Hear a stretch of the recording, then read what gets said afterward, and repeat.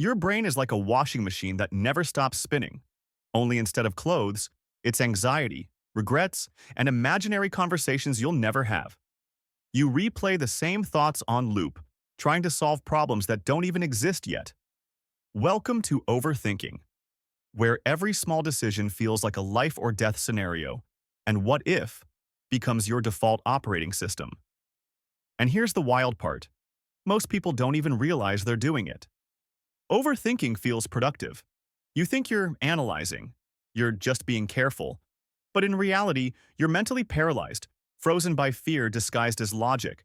You're not planning, you're spiraling. Let's get brutally honest. You've wasted hours debating if you worded that text message right. You've spent entire nights rewatching past conversations like a bad Netflix series, wondering what you should have said. You've imagined every possible worst-case scenario, and then been surprised when you were too exhausted to actually live your life. Here's the uncomfortable truth. Overthinking doesn't prevent bad things from happening. It just prevents you from enjoying the present moment. It's like paying interest on a debt you don't owe. The fear is real, but the danger usually isn't. So where does it come from? Blame your prehistoric brain. Thousands of years ago, overthinking was survival.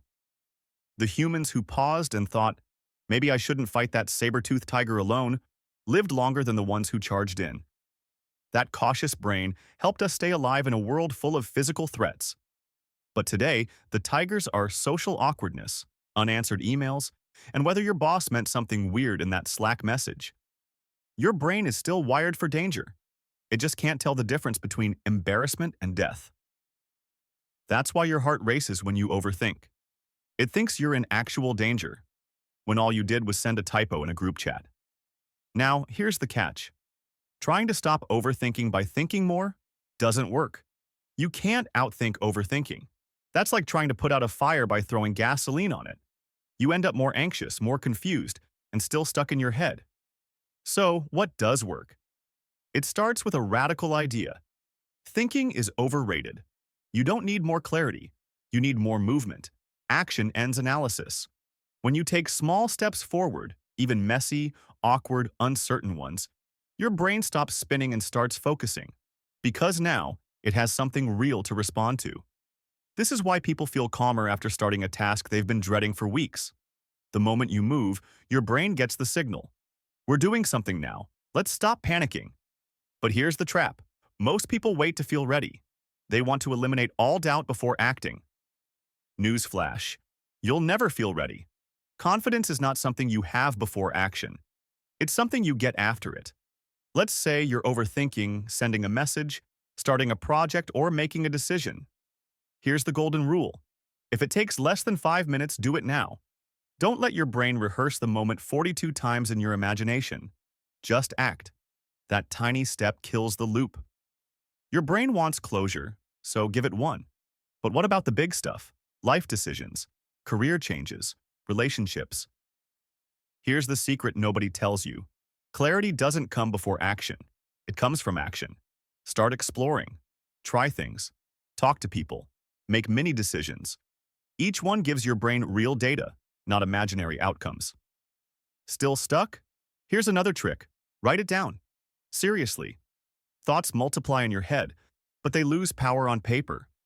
When you journal your worries or sketch out what you're afraid of, your brain stops looping because it sees the problem in full view. It becomes manageable, not monstrous. And yes, mindfulness helps too. No, you don't need to become a monk or meditate for 3 hours a day. But learning to notice when your brain is spinning and gently pulling yourself back is a life-changing skill. It's like training a puppy. Annoying at first, but eventually it stops peeing on everything. Most importantly, stop chasing certainty. Life doesn't come with guarantees. There will always be unknowns. If you wait for perfect clarity, you'll miss real life while preparing to live it. Think about this. Some of your best memories were spontaneous, unplanned, messy. And yet they were real. You were present. You weren't in your head. You were in your life. That's the goal. Less analyzing, more experiencing, less controlling, more exploring. You don't need to figure it all out right now. You just need to take the next honest step. Because the real enemy of your peace isn't chaos. It's your belief that you can't act until everything is certain. Let go of that, and you'll finally have room to breathe, move, and live. Overthinking is a trap. Living is the way out, and it starts now.